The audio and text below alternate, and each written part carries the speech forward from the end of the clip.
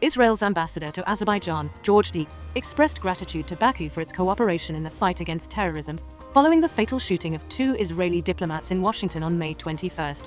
Speaking at an international conference titled Role, Duties and Responsibilities of Supervisory Authorities in Combating Money Laundering and Terrorist Financing, part of Azerbaijan's Year of the Constitution and Sovereignty, Deek said the threat of terrorism was re-emerging, local media report. Sadly, terrorism has resurfaced. Yesterday, 2 Israeli diplomats were murdered in the streets of Washington, the ambassador said. I once again extend my condolences to their families, our embassy in Washington, and our diplomatic service. I also thank Azerbaijan for its partnership in counter-terrorism efforts both here and elsewhere, as well as for its condolences following the attack. Deek warned that terrorism was becoming increasingly sophisticated, particularly with the use of emerging technologies.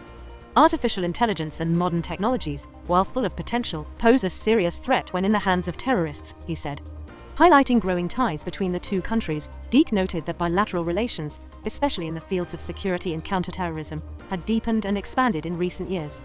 To recall, 2 Israeli embassy staff members were shot dead outside the Capitol Jewish Museum in Washington, D.C. on May 21 night in what appears to be a politically charged attack. The victims, identified by Israel's Ministry of Foreign Affairs as Yaron Lischinski and Sarah Milgram, were a couple reportedly planning to become engaged. The shooting occurred during a young professionals event hosted by the American Jewish Committee.